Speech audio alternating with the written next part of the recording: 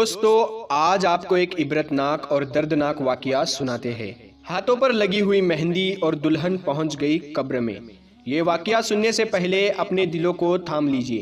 یہ واقعہ پیش آیا ہے پاکستان میں۔ یہ کہانی ہے نہایت بدتمیز اور بگڑی ہوئی لڑکی کی۔ اسلام نے جن جن باتوں سے منع کیا ہے یا روکا ہے اس نے اپنی زندگی میں کبھی فالو نہیں کیا تھا۔ اس کی ماں اس کو بہت سمجھاتی تھی لیکن وہ اس کی نہیں سنتی تھی اور کہتی تھی ٹھیک ہے دیکھا جائے گا، ابھی تو بہت وقت ہے۔ اب اس کی شادی طے ہو چکی تھی اور یہ دن اس کی رخصتی سے ایک دن پہلے کا تھا۔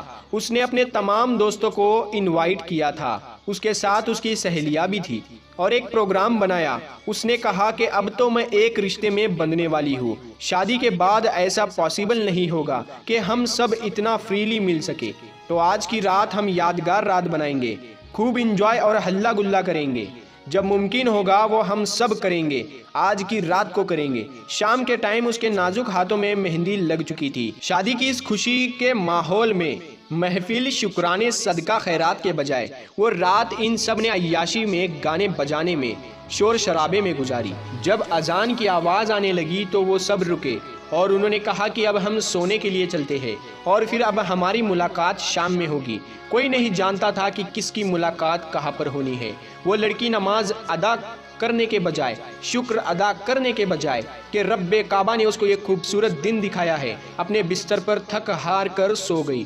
دن کے 12 بج چکے تھے۔ سارے رشتہ دار ایک ایک کر کے گھر میں آنا شروع ہو چکے تھے۔ اس کی ماں نے اپنی چھوٹی بیٹی سے کہا کہ اس کو اٹھا دو۔ اس کی بہن اس کو اٹھانے گئی اور اس کی بہن نے دروازہ نہیں کھولا، دوسری چابی سے دروازہ کھولا گیا تو سامنے ایک بھیانک منظر تھا۔ وہ لڑکی منہ کے بل بستر سے پلٹی نیچے زمین کی طرف لٹک رہی تھی۔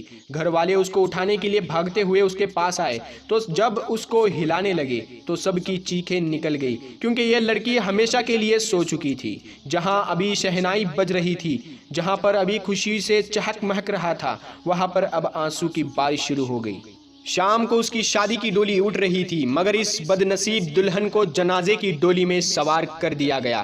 سارے باراتی اور اس کے دوست دلہے کے گھر لے جانے کے بجائے قبرستان میں ایک اندھیری کوٹھری میں چھوڑنے جا رہے تھے۔ اب وہ دلہن شادی کے جوڑے میں نہیں بلکہ کفن میں لپٹی ہوئی تھی اور دیکھتے ہی دیکھتے اس لڑکی کو قبر میں اتار دیا گیا۔ ایک دن وہ اپنی ماں کے خواب میں آئی اور کہا کہ میں بہت تکلیف میں ہوں اور مجھے بچائیے۔ اس کی ماں یہ خواب دیکھ کر تڑپ اٹھی اور اپنی بیٹی کی بخشش کے لیے بہت کچھ پڑھا، عبادتیں کی، دعائیں کی، صدقہ و خیرات کیے، جس سے اس لڑکی کو دیے جانے والے عذاب میں کمی آ گئی۔ اللہ تعالیٰ اپنے پیارے حبیب کے صدقے ہمارے تمام گناہوں کو معاف فرمائے، آمین۔